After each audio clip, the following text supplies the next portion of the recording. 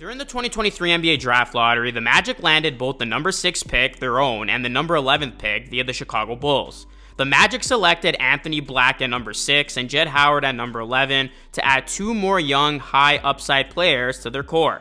The 6'7", 200-pound Black averaged 12.8 points, 5.1 rebounds, 3.9 assists, 2.1 steals, and 0.6 blocks in 36 games, all starts for the Razorbacks. He shot 45.3% from the floor, 30.1% from three-point range, and 70.5% from the free throw line. Nikola Jokic gave advice to Anthony Black before the 2023 NBA Draft, saying, "Good luck today on the draft, but I gotta tell you, that doesn't mean anything. I was the 41st pick and nobody counted me. Just work hard, surround yourself with good people that you trust." That's gotta be highly encouraging for Black that Nikola Jokic, the reigning NBA Finals MVP and NBA champion, reached out to him. The Magic are also going to welcome in Howard.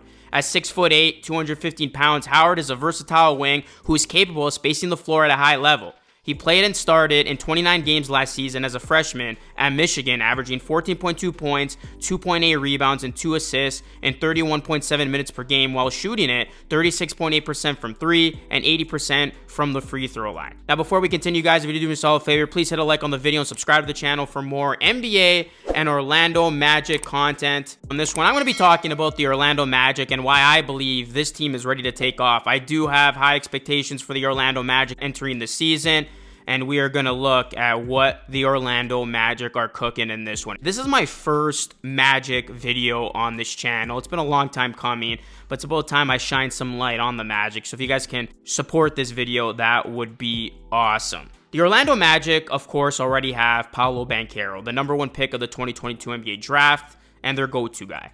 Banchero averaged a team-high 20 points, 6.9 rebounds, 3.7 assists, and 1.2 three-pointers per game en route to winning the Rookie of the Year award this past season.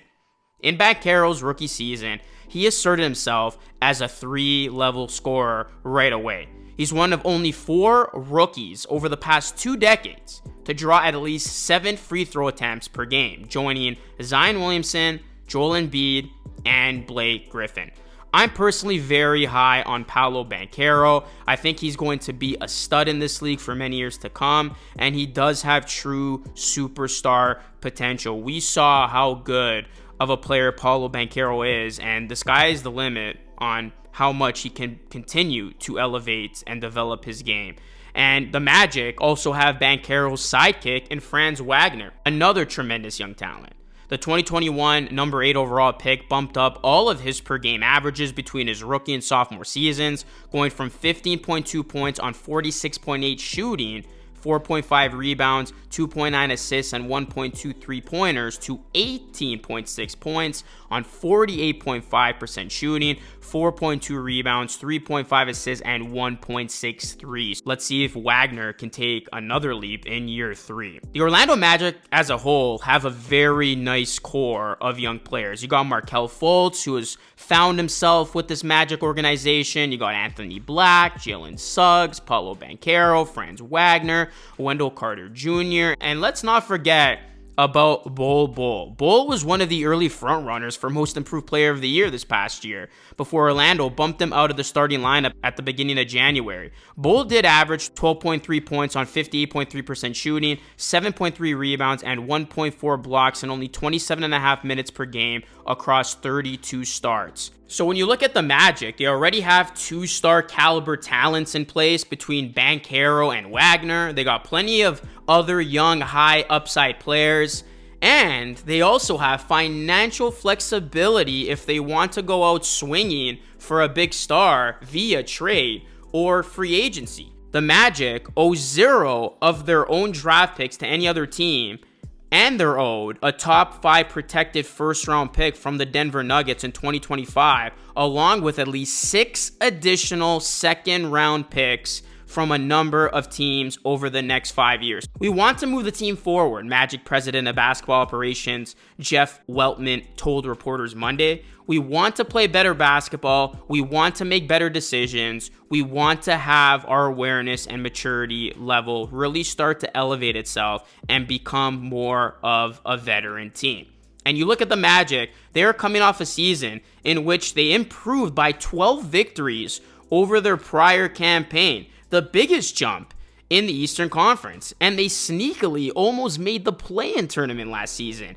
Despite a 34-48 record, the Orlando Magic really burst onto the scene in the second half, and they played much better. And despite many injuries to their core players and a poor 5-20 start to begin the 2023 season, the Orlando Magic had a couple of signature wins down the stretch, and yeah, they were flirting with potentially making that play-in towards the end of the season. The Orlando Magic have 2 young stars, major guard depth, excellent coaching, and this is a team that is closer than you think when it comes to competing at a high level. I really like the direction the Magic are going in. They really caught my attention towards the end of last season, seeing how that team came together, seeing how much better they were playing. Banchero really taking his game to new heights. He had a phenomenal campaign. The Orlando Magic definitely have the pieces in play. This is a team that has a boatload of talent, and it's going to be about if certain guys can continue to elevate their game and really progress. I mean, this is a team that has a lot of solid young pieces, and given how the East shapes out, I can actually see the Magic as a play-in team next season. Expect teams like the Wizards to fall back mightily. I mean, the Wizards are going to be probably one of the worst teams, if not the very worst team in the NBA this season. The Chicago Bulls are another team that I expect to fall back. So with these teams falling back, the Orlando Magic can be one of those teams that missed out on the play-in altogether, that takes the leap into a play-in spot, whether it be 9th or 10th. And the Magic, I think, are going to take another leap. I know Orlando, it's been a while since they have been a team that we've talked about, only a couple of postseason appearances since the Dwight Howard days, but it feels like forever, really, that the Orlando Magic have been a team that has been taken seriously. They, of course, have gone through many lows, many losing seasons, but through that, they have accumulated a lot of good young talent and picks over the years, and this might be the year where things are starting to fall into place for this team. I really like where they're headed, and I like who they're ultimately building their team around. Again, a guy in Paolo Banchero, I think he is a guy who has the it factor and who can one day become a big-time star in this league. And don't sleep on Franz Wagner. I think that's another guy that has multiple all-star appearances in his career. So the Orlando Magic, we'll see what they're up to this upcoming season. But guys, do you agree with this take? Do you disagree?